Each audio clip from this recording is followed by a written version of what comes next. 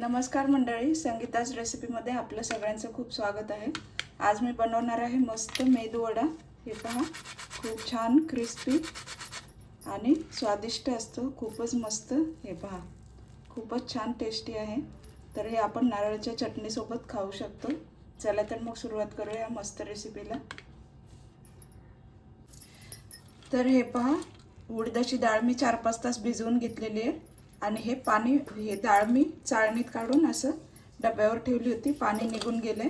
आता हे आपल्याला जाडसर अशी वाटून घ्यायची मिक्सरला।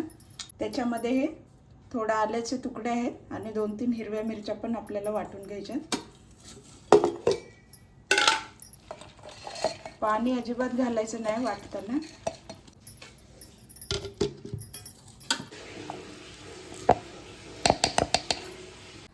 हे पहा, 4-5 मिनिट मी फेटून घेतले, जरासं फुगल्यासारखं झालंय पीठ। आता हे व्यवस्थित फेटलंय का नाही ते आपण पाण्यात थोडासा गोळा टाकून बघूया। याच्यात आपण गोळा टाकून बघूया। हे पहा, खालीच आहे, म्हणजे अजून थोडंसं फेटावं लागणार आहे। हा गोळा तरंगायला पाहिजे, तर आपलं पीठ एकदम परफेक्ट आहे। थोडंसं अजून फेटून घेऊया। फेटून झाले। आता कांदा, कोथिंबीर आणि थोडासा कढीपत्ता चिरलाय, तो आपण टाकूया पिठामध्ये।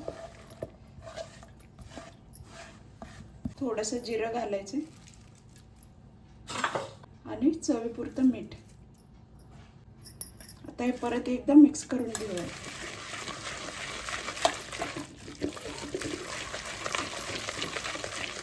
थोडंसं पातळ झालंय मिठामुळे, तर मस्त फेटून झाले। आता तळूया आपण वडे।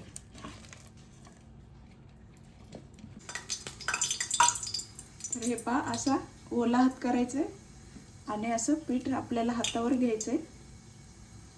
थोडासा आकार देऊन त्याला आतमध्ये असा होल करून घ्यायचा आहे आणि असंच तेलामध्ये सोडायचं आहे।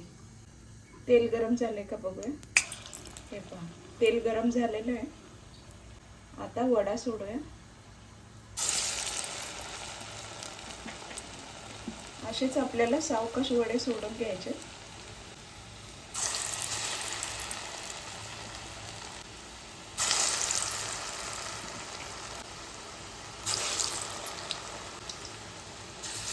तेलात जेवढे बसतील तेवढे आपल्याला टाकायचे। गॅस मी फास्टच ठेवलेला आहे। थोडेसे सेट झाल्यानंतरच त्याला हलवायचे।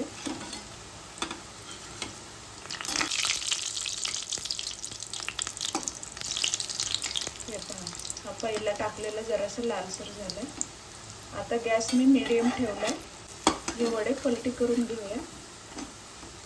हा जरा वाकडा झालाय टाकताना थोडासा।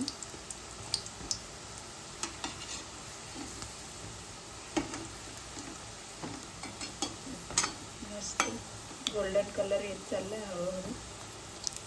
आता हे मीडियम गॅसवरतीच आपल्याला छान असं तळून घ्यायचं, म्हणजे कच्चे नाही राहायला पाहिजे।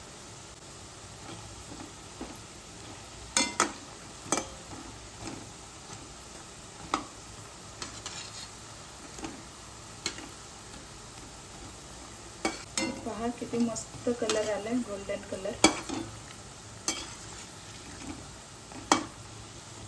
वडे आपले छान तळलेले आहेत। आता आपण काढून घेऊया।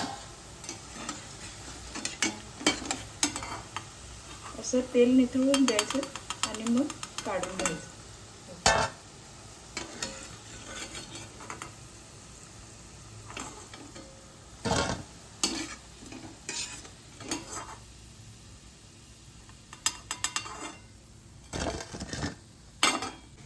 हे पहा, किती मस्त आणि क्रिस्पी झाले। आतून पोकळ आणि वरून क्रिस्पी, मस्त। हे पहा, खूपच छान आणि टेस्टी। आता नारळाच्या चटणीसोबत हिला गरम गरम खाऊ शकतो आपण। तर तुम्हाला ही रेसिपी आवडली असेल तर नक्कीच लाईक करा, कमेंट करा, शेअर करा आणि सबस्क्राईब करायला विसरू नका। चला तर मग भेटूया पुढील मस्त रेसिपीमध्ये। थँक्यू।